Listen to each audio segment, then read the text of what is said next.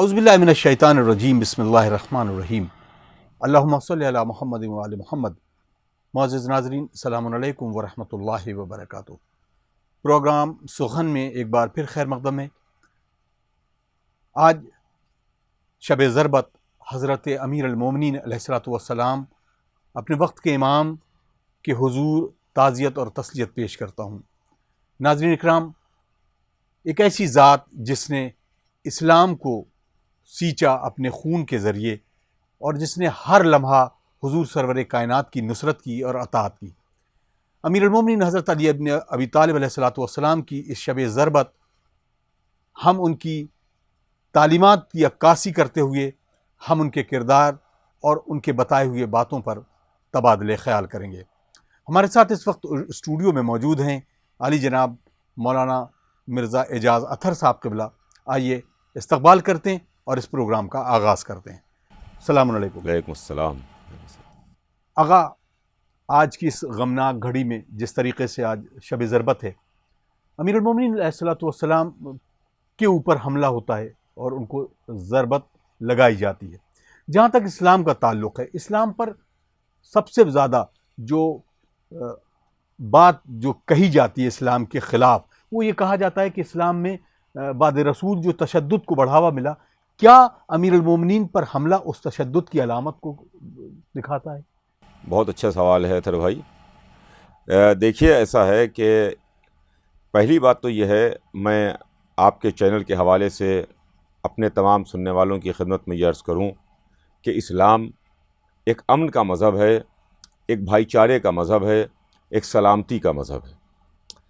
امیر المومنین حضرت علی ابن ابی طالب علیہ السلام، جن کی ضربت کی رات ہے، آج ہی کی صبح کو ان کے سر پر مسجد کوفہ میں ابن ملجم مرادی ملعون نے وار کیا اور نماز کے عالم میں ان کے سر پر وار ہوا۔ اسلام جو امن اور سلامتی کا مذہب ہے، بے شک کچھ اسلام میں ایسے عناصر داخل ہو گئے، اسلام میں کچھ لوگ ایسے دبے پاؤں آ گئے کہ جن کو مفادات تھے، جن کو اسلام کے نام پر حکومت چاہیے تھی، جن کو اسلام کے نام پر دولت چاہیے تھی، جن کو اسلام کے نام پر اقتدار چاہیے تھا۔ جی، دیکھیے، دو چیزیں ہیں، ایک مذہب ہے، ایک حکومت ہے۔ حضور سرور کائنات نے جب مکہ فتح کیا، فتح مکہ کی رات کو ایک دو نظریے سامنے آئے تھے۔ ایک طرف وہ ابو سفیان تھا جو بہت بڑا لشکر لے کر کے رسول اللہ کے مقابلے پر آ چکا تھا۔ جی، بدر میں بھی رسول کے مقابلے پر آیا، احد میں بھی رسول کے مقابلے پر آیا۔ جب فتح مکہ کی رات اس نے ایک بلندی پر سے مسلمانوں کو دیکھا اور دیکھ کر کے جناب کہا کہ دیکھو تمہارے بھتیجے نے کتنا بڑا لشکر جمع کر لیا ہے، کتنا بڑا لشکر جمع کر لیا ہے۔ جی، تو ابو سفیان کا ایک نظریہ تھا کہ جو اسلام کو دیکھ کے حکومت کا سمجھ رہا تھا، اسلام کو دیکھ کر کے لشکر سمجھ رہا تھا، جی، تو اسلام کو دیکھ کے حکومت سمجھنے والے، اسلام کو دیکھ کے لشکر سمجھنے والے، اسلام کے نام پر دولت اور حکومت اور اقتدار حاصل کرنے والے، ان لوگوں کی نظر میں اسلام کی دوسری امیج ہے، اور جو رسول اللہ دین لے کر کے آئے، آل رسول نے دین کو پھیلایا اور پہنچایا، ان کی نظر میں اسلام وہی ہے کہ جیسا اسلام اللہ نے بھیجا ہے، جیسا اللہ چاہتا ہے، جس کے لیے قرآن میں کہا گیا کہ ان الدین عند اللہ الاسلام، یقیناً دین اللہ کے نزدیک اسلام ہے۔ سبحان اللہ۔ اب آغا، بات وہی چیز آتی ہے کہ جب ہم ایک ایسے رہبر کو، ایک ایسے اپنے امام کو دیکھتے ہیں کہ جن کی حکومت کو اگر ہم دیکھیں کہ جس نے UN کے اپنے چارٹر میں لکھا گیا ہے کہ پوری کائنات میں ابھی تک علی ابن ابی طالب علیہ الصلوۃ والسلام کی جو حکومت تھی، وہ پوری دنیا کے کوئی بھی بادشاہ، کوئی بھی کانکرر، کوئی بھی شہنشاہ نے اب تک کی اس طرح کی حکومت نہیں دی۔ تو اب ہم کیا سمجھیں، کیا اس طرح کی حکومت کے باوجود مولا علی کا قتل ہو جانا وہ کس نظریے سے دیکھا جائے گا؟ دیکھیے، جو مولا علی کی شہادت ہے، مولا علی کو قتل کیا جانا ہے، یہ صرف حضرت علی ہی کی شہادت و قتل نہیں ہے. جی حضرت علی کون ہیں؟ حضرت علی امام ہیں. ہم ایک شیعی نقطہ نظر سے، ایک مسلمان کے نقطہ نظر سے آپ نہ دیکھیے کہ علی کو آپ خلیفہ مانیے، کہ علی کو امام مانیے، کہ رسول کا داماد اور جانشین مانیے، کہ اسلام کا مددگار مانیے. جی اس حیثیت کے علاوہ ہٹ کر کے اگر آپ دیکھیے تو حضرت علی بہت بڑے عالم بھی تھے، حضرت علی بہت بڑے شجاع بھی تھے، کیا کہنے. حضرت علی بہت بڑے بہادر بھی تھے، حضرت علی بہت بڑے حکیم بھی تھے، حضرت علی بہت بڑے فلسفی بھی تھے. تو حضرت علی کا قتل صرف ایک ایسی ذات و شخصیت کا قتل نہیں ہے کہ جو امام ہے، رہبر ہے، امام اول ہے، رسول کا داماد اور جانشین ہے، شیعوں کا پہلا امام ہے، مسلمانوں کا چوتھا خلیفہ ہے. نہیں نہیں، بلکہ یہ انسانیت کا قتل ہوا ہے، علم کا قتل ہوا ہے، شجاعت کا قتل ہوا ہے، طہارت کا قتل ہوا ہے، انسانیت کا قتل ہوا ہے. اور بہت بڑے فلسفی تھے مولا علی، ایک فلسفی کا قتل ہوا ہے. تو یہ آپ اس کو اس طرح سے دیکھیے کہ جس نے حضرت علی کو قتل کیا، اس نے صرف علی ہی کو نہیں قتل کیا ہے بلکہ تمام اچھائیوں کے اوپر اس نے وار کیا ہے. کبھی برائیاں ہمیشہ یہ چاہیں گی کہ اچھائیاں نہ باقی رہیں، اندھیرے ہمیشہ روشنیوں کے دشمن ہوتے ہیں، باطل حق کا دشمن ہوتا ہے.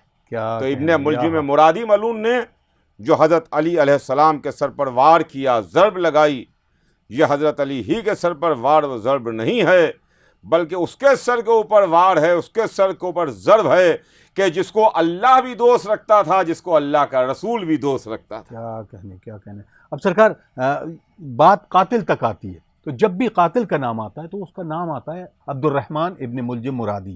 لیکن پس پردہ جب بھی بات آتی ہے، اب کچھ افراد ایسے ہیں کہ جو نام لینے لگے ہیں کہ یقیناً، تو ہم اس فلسفے کی طرف، اس بات کی طرف بڑھتے ہیں کہ کیوں ایسا ہوا کہ جو پس پردہ لوگ تھے ان کا نام سامنے منظر عام پر نہیں آ سکا. اس کی کیا ایک وجہ تھی؟ دیکھیے، بڑی اچھی بات آپ کہہ رہے ہیں، اور بڑی ایک ایسی بات ہے کہ جو اسلام میں ظاہر کرتے ہوئے لوگوں کی زبانیں لکنت کھاتی ہیں. جی اس کے اندر، اس کے پیچھے وہ لوگ جن کے دلوں میں خلافت کی آرزو تھی، وہ لوگ جن کے دلوں میں یہ تمنا تھی کہ علی ان کے بیچ روڑا بن رہے ہیں. حضرت علی حق کو حق کہتے تھے، باطل کو باطل کہتے تھے، بے شک. صحیح کو صحیح کہتے تھے، غلط کو غلط کہتے تھے، برائی کو برائی کہتے تھے، اچھائی کو اچھائی کہتے تھے. وہ لوگ، وہ تمام نظریے، وہ تمام فکریں جن کو اچھائیاں پسند نہیں تھیں، ان کو حضرت علی کبھی اچھے نہیں لگتے تھے. جیسا ابھی آپ نے جو اس کے پہلے والے سوال میں بات کہی تھی، میں ذرا سا اس کے سلسلے میں بھی آپ کی خدمت میں بات عرض کرتا چلوں کہ دیکھیے، حضرت علی علیہ السلام کا جو دور حکومت گزرا، جی اور جیسا آپ نے UN کا حوالہ ابھی آپ نے اپنے بیان میں دیا کہ ایسا کوئی بادشاہ اور ایسا کوئی حکمران نہیں گزرا جیسے حضرت علی گزرے. جی دنیا میں جب سے حکومت ہے، جب سے بادشاہت ہے، دیکھیے اس کا رنگ بدلتے رہتے ہیں، انداز بدلتے رہتے ہیں. یعنی لوگوں کو ڈومینیٹ کرنا، اپنا حکم، اپنی رائے لوگوں پر چلانا. جب سے انسانیت میں یہ نظام، یہ سسٹم قائم ہوا، اس وقت سے لے کر کے آج تک جی جتنے بھی بادشاہ گزرے ہوں، جتنے بھی حکمراں گزرے ہوں، جتنے بھی شہنشاہ گزرے ہوں، جو بھی نظام ہو، چاہے وہ ڈیموکریسی ہو، چاہے وہ ڈکٹیٹرشپ ہو، چاہے وہ بادشاہت ہو، جو بھی ہو، اس کو آپ جن الفاظ میں ادا کر لیجئے. کہنے کا میرا مطلب یہ ہے، کوئی بادشاہ ایسا نہیں گزرا جس نے یہ چیلنج نہ کیا ہو کہ میری حکومت میں ایک آدمی بھی تم ایسا لے کر کے آ جاؤ کہ میرے دور حکومت میں اس کے پیٹ میں روٹی نہ رہی ہو، اس کے تن پر کپڑا نہ رہا ہو، یا اس کے سر کے اوپر چھت نہ رہی ہو. کیا اکیلے حضرت علی علیہ السلام ایسے بادشاہ کا نام ہے، ایسے حکمراں کا نام ہے کہ جن کے مختصر سی دور حکومت میں، مختصر سے دور حکومت میں، بہت لمبا حضرت علی کا حکومت کا دور نہیں ہے، اس میں ایک شخص بھی ایسا نہیں تھا کہ جو بھوکا سویا ہو، جی ایک شخص بھی ایسا نہیں تھا جس کے جسم کے اوپر لباس نہ رہا ہو، ایک شخص بھی ایسا نہیں تھا جس کے سر کے اوپر چھت نہ رہی ہو. یعنی روٹی، کپڑا اور مکان، ان تینوں سہولیتوں کو، ان تینوں ضرورتوں کو اگر کسی بادشاہ نے پوری تاریخ انسانیت میں فراہم کیا ہے تو اس شہنشاہ کا نام علی بن ابی طالب علیہ کیا السلام. کہنا، جزاک اللہ جزاک اللہ. دیکھیے یہی دشمنیاں ہیں، جی یہی چنگاری ہے جو بعد میں جا کر کے شعلہ بن رہی ہے، یہی چیز ہے جو بعد میں جا کر کے شعلہ بن جاتی ہے اور آگ بن جاتی ہے. کچھ لوگوں کو یہ چیز ناپسند تھی، علی کا انصاف ناپسند تھا. جب علی خلیفہ وقت تھے اور دو لوگ علی کی خدمت میں آئے رات کے وقت، جی مولا علی بیت المال میں بیٹھے ہوئے حساب کر رہے تھے، بیت المال کا حساب کر رہے تھے، چراغ جل رہا تھا کہ ایک مرتبہ آنے والوں کو علی نے دیکھا، ان سے پوچھا کہ آپ کیسے آئے ہیں؟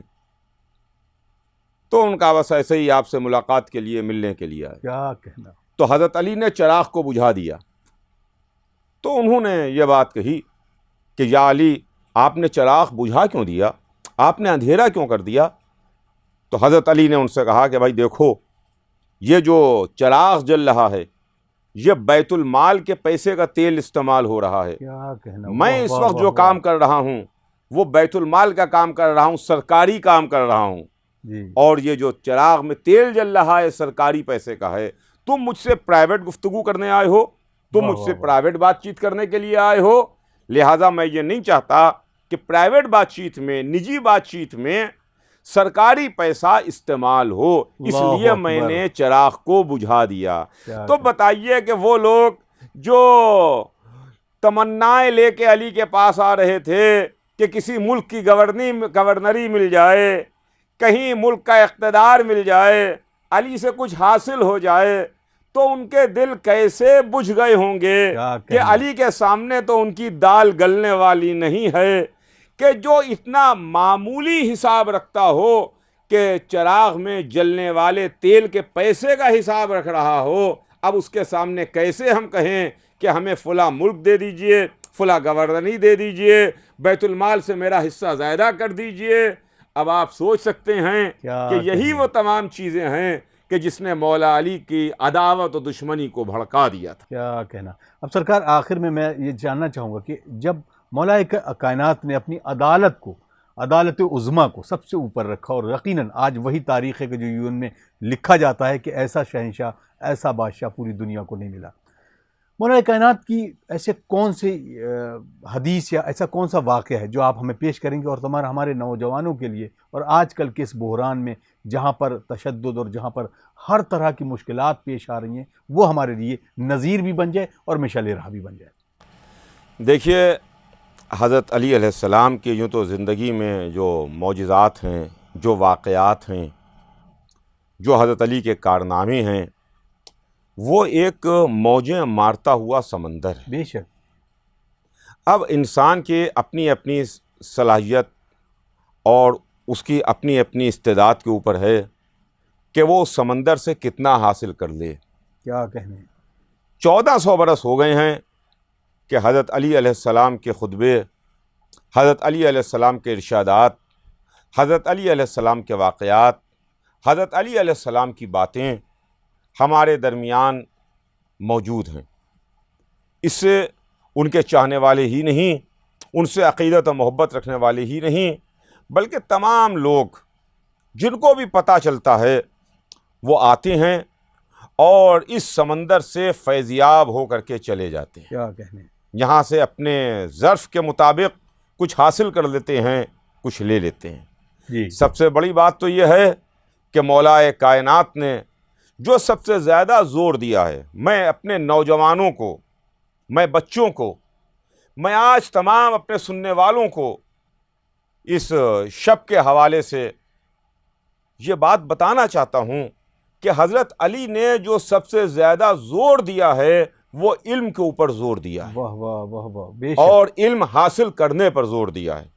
چنانچہ اگر ایک طرف حضرت علی میدان کے بہت بڑے شہسوار ہیں، بہت بڑے بہادر ہیں، شاہ لافتہ ہیں، صاحب ذوالفقار ہیں، تو دوسری طرف حضرت علی ہی وہ ہیں جنہوں نے آ کے ممبر پر دعویٰ سلونی کیا تھا واہ واہ واہ واہ، کہ پوچھ لو مجھ سے جو تمہارا دل چاہے، سوال کر لو مجھ سے جو تمہارے دل میں آئے۔ تو میرا یہی پیغام ہے اور یہی مجھے کہنا ہے آپ تمام حضرات سے کہ زیادہ سے زیادہ علم حاصل کیجئے، اس لیے کہ علم حاصل کرنے میں دو فائدے ہیں، جی دو فائدے ہیں۔ ایک تو علم سے ذہن روشن ہوتا ہے، ذہن منور ہوتا ہے۔ علم حاصل کرنے کے بعد تعصب کی ساری دیواریں گر جاتی ہیں، اور علم حاصل کر کے اگر آپ کسی کمال پر پہنچ گئے ہیں، کسی منزل پر پہنچ گئے ہیں، تو دنیا میں لاکھ کوئی آپ سے تعصب کرے، جی آپ کی ذات سے تعصب رکھے، آپ کی زبان سے تعصب رکھے، آپ کے مذہب سے تعصب رکھے، مگر کسی منزل پر اگر آپ پہنچ گئے اور کوئی مقام آپ نے حاصل کر لیا ہے تو آدمی مجبور ہو جاتا ہے، ساری تعصب کی دیواریں گر جاتی ہیں۔ کیا کہنا، اگر کیا کہنا۔ ایک ڈاکٹر ہے، کوئی بہت بڑا ڈاکٹر ہے، اپنے شعبے کا ایکسپرٹ ہے، اپنی فیلڈ کا ایکسپرٹ ہے، تو اس کے پاس مریض دکھانے کے لیے آتا ہے تو یہ نہیں پوچھتا ڈاکٹر صاحب آپ کا مذہب کیا ہے، ڈاکٹر صاحب آپ کی قومیت کیا ہے، ڈاکٹر صاحب کی زبان کیا ہے۔ معلوم ہے کہ یہ سب سے اچھا ڈاکٹر ہے، جاؤ گے تو تم کو شفا ملے گی، سب سے اچھا وکیل ہے، کیس لے کے جاؤ گے تو جیتو گے، سب سے بڑا انجینئر ہے، اس کے پاس جاؤ گے بہترین عمارت کا نقشہ تعمیر کرے گا۔ ویسے ہی اگر آپ اپنے علم کے میدان میں ایک اس منزل پہ پہنچ جائیے تو ساری تعصب کی دیواریں گر جاتی ہیں اور دنیا آپ کے سامنے ہاتھ جوڑے کھڑی ہوتی ہے۔ واہ واہ واہ واہ، سبحان اللہ۔ اعجاز صاحب، میں اب آخری میں چاہوں گا کہ ایک کوئی ایسا واقعہ جو یقیناً آپ نے علم کے حوالے سے بات کی، اور علم ہی وہ چیز ہے کہ جو انسان کو انسان پر برتری حاصل کراتا ہے، کوئی واقعہ مولا کائنات کا کہ جو ہم جیسے لوگوں کو، ناتواں لوگوں کے، دکھی دلوں کے سہارے کے سبب بنے، اور لوگوں تک ہماری جو استطاعت ہے اس کی روشنی بھی پہنچ جائے، اور مولا علی کے اس اقوال زرین کے ساتھ۔ دیکھیے، یہی بات جو علم کی میں نے آپ کی خدمت میں عرض کی، تو میں اسی سے مربوط کرتے ہوئے آپ کو ایک واقعہ سنا دوں کہ کچھ لوگ خارجی تھے، وہ مولا علی کی خدمت میں آئے اور انہوں نے کہا کہ یا علی، ہم آپ سے کچھ سوال کرنا چاہتے ہیں۔ جی ہمارا سوال تو ایک ہوگا مگر ہمیں جوابات الگ الگ چاہیے۔ پہلی بات، آج علم کا میدان میں انسان اتنی ترقی کر چکا ہے کہ فضا میں جا رہا ہے، خلاؤں میں جا رہا ہے، چاند پر پہنچ چکا، سمندر کی تہ کی مٹی لا چکا، بڑے بڑے دنیا میں یونیورسٹیاں ہیں، بڑے بڑے پروفیسرس ہیں۔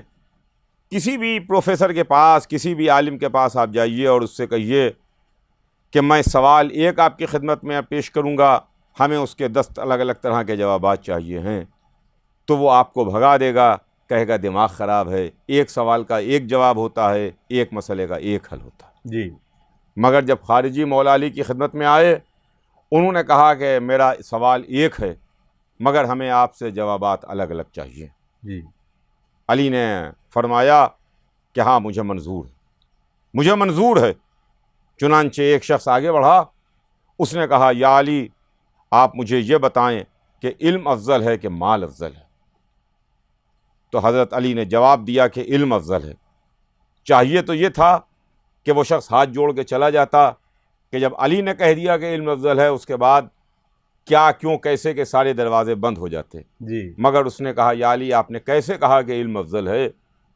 تو علی نے جواب دیا کہ سنو، علم میراث انبیاء ہے، مال میراث دشمنان خدا ہے۔ کیا کہنے، واہ واہ واہ واہ واہ۔ دوسرا شخص آتا ہے، اس نے بھی یہی سوال کیا کہ علم افضل ہے کہ مال افضل ہے؟ مولا علی نے جواب دیا کہ علم افضل ہے، اس لیے کہ علم زمانہ گزرنے سے پرانا نہیں ہوتا، مال زمانہ گزرنے سے پرانا ہو جاتا۔ سبحان اللہ، سبحان اللہ۔ تیسرے شخص نے آ کے یہی سوال کیا، یا علی، علم افضل ہے کہ مال افضل ہے؟ مولا علی نے جواب دیا کہ علم افضل ہے۔ اس نے وجہ پوچھی، یا علی مجھے وجہ بتائیے کہ علم کیوں افضل ہے؟ فرمایا کہ سنو، علم کو چوری کا خطرہ نہیں ہے، مال کو چوری کا خطرہ ہے۔ کیا کہنا، سبحان اللہ۔ اگلا شخص آگے بڑھا، اس نے پھر آگے بڑھ کے یہی سوال کیا کہ کہ یا علی علم افضل ہے کہ مال افضل ہے؟ مولا علی نے جواب دیا علم افضل ہے، اس لیے علم افضل ہے، اس لیے علم افضل ہے کہ علم تیری حفاظت کرتا ہے، مال کی تجھ کو حفاظت کرنا پڑتی ہے۔ کیا کہنا۔ اسی طریقے سے لوگ آتے رہے، مولا علی علم کی نئی نئی فضیلتیں بیان کرتے رہے، آخر میں لوگوں کے آنے کا سلسلہ رکا ہے، علی کے جواب دینے کا سلسلہ نہیں رکا۔ سبحان اللہ سبحان اللہ۔ لوگ رک گئے۔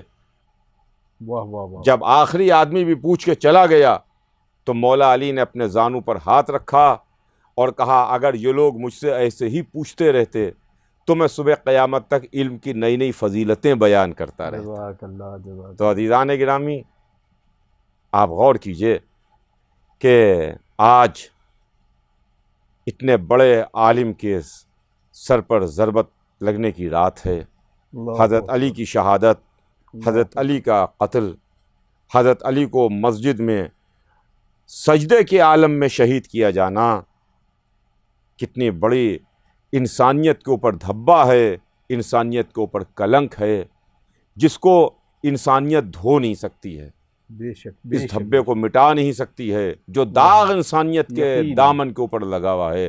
حضرت علی کی شہادت کا دھبا ہو یا امام حسین علیہ السلام کی شہادت ہو یا اور ہمارے ائمہ کی شہادت ہے۔ بے شک بے شک۔ بہت بہت شکریہ مولانا اعجاز اطہر صاحب قبلہ جی، آپ نے وقت دیا اور بہترین نورانی گفتگو، اور تمام ناظرین مستفیض بھی انشاءاللہ ضرور ہوں گے۔ ناظرین، آپ دیکھ رہے ہیں پروگرام سخن، اور ہم گفتگو کر رہے تھے آج شب ضربت مولا کائنات علی ابن ابی طالب علیہ الصلوۃ والسلام کی۔ قال رسول اللہ صلی اللہ علیہ وآلہ وسلم انا مدینۃ العلم وعلی بابھا۔ یقیناً ناظرین، اگر اس قول رسول کو ہم ملبوز خاطر رکھتے ہوئے نہ صرف اپنے لیے بلکہ اپنے بچوں تک کے لیے یہ بات عیاں کر دیں کہ ہمیں علم حاصل کرنا ہے، چاہے کتنی بھی مشقتیں کرنا ہوں، اور ہمیں اپنی پوری زندگی کو اس طریقے سے بنانا ہے کہ جس طریقے سے مولا کائنات چاہتے ہیں، جس طریقے سے رسول اللہ چاہتے ہیں، اور جس طریقے سے خدا چاہتا ہے۔ ناظرین اکرام، ہمیں اجازت دیجیے، اگلے پروگرام میں پھر ہم آپ سے ملاقات کریں گے۔ تب تک کے لیے والسلام علیکم ورحمۃ اللہ وبرکاتہ۔